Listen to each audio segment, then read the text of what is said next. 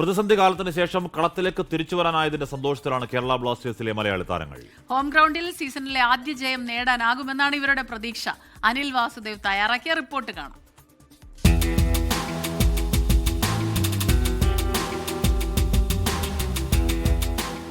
Kerala Blasters ആദ്യ home മത്സരത്തിന് ഒരുങ്ങുകയാണ്. മുംബൈ സിറ്റിയാണ് എതിരാളികൾ. ആ ഘട്ടത്തിൽ ബ്ലാസ്റ്റേഴ്സിൻ്റെ മലയാളി താരങ്ങൾ 24-നൊപ്പം ചേരുന്നു. വിപിൻ, സച്ചിൻ സുരേഷ്, നിഹാൽ, ഒപ്പം തന്നെ മുഹമ്മദ് അജ്സൽ.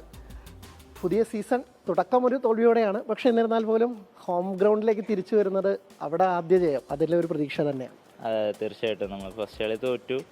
പിന്നെ നമ്മളിപ്പോൾ രണ്ടാമത്തെ മത്സരമാണ്, അത് നമ്മുടെ കാണികളുടെ ഇടയിൽ വെച്ചിട്ടാണ്. അപ്പോൾ നമുക്ക് അതിൻ്റെ ഒരു എക്സൈറ്റ്മെൻ്റ് ഉണ്ട്. പിന്നെ ഈ പറഞ്ഞ പോലെ കുറേ നാൾക്ക് ശേഷമാണ് നമ്മളിപ്പോൾ ഇവിടെ കളിക്കാൻ വരുന്നത്.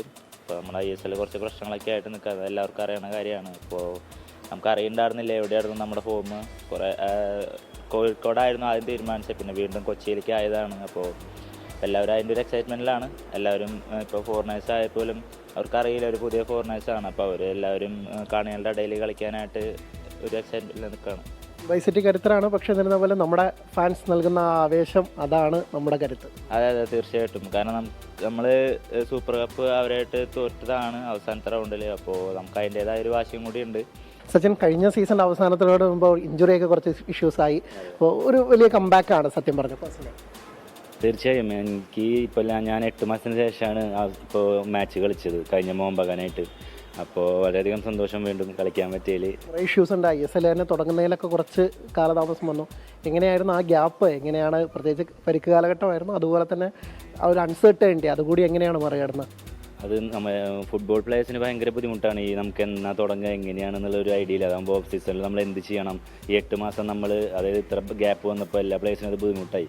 കാരണം നമുക്ക് ഏറ്റവും ഇഷ്ടപ്പെട്ട കാര്യം കളിക്കുക എന്നുള്ളതാണ്. അത് കണ്ടിന്യൂസ് ചെയ്തില്ലെങ്കിൽ നമുക്കും നമ്മുടെ ബോഡി ഫിറ്റ്നസ്സിനും എല്ലാതും അത് ബുദ്ധിമുട്ടാണ്.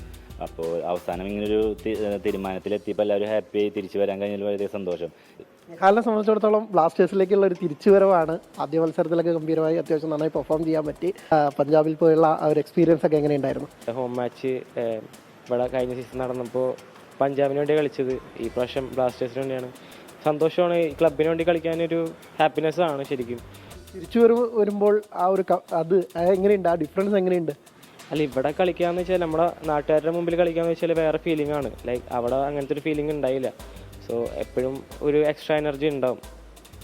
മുഹമ്മദ് അഫ്സലിന് ഒരു ഡെബ്യൂവിന് വേണ്ടി കാത്തിരിക്കുകയാണ് കേരളക്കര ഒന്നാകെ. പ്രത്യേകിച്ച് SLKയിൽ ഗംഭീര പ്രകടനം, സന്തോഷ് ട്രോഫിയിൽ ഗംഭീര പ്രകടനം. അപ്പോൾ അത് ഈ സൂപ്പർ ലീഗിലും ISLലേക്കും കൂടെ കൺവേർട്ട് ചെയ്യാൻ പറ്റുമെന്ന വലിയ പ്രതീക്ഷയാണോ? തീർച്ചയായും പ്രതീക്ഷയുണ്ട്. ഞാനും പ്രതീക്ഷിക്കുന്നത് എന്തായാലും ഇപ്രാവശ്യം ഡെബ്യൂട്ട് എനിക്ക് കിട്ടണമെന്നാണ്.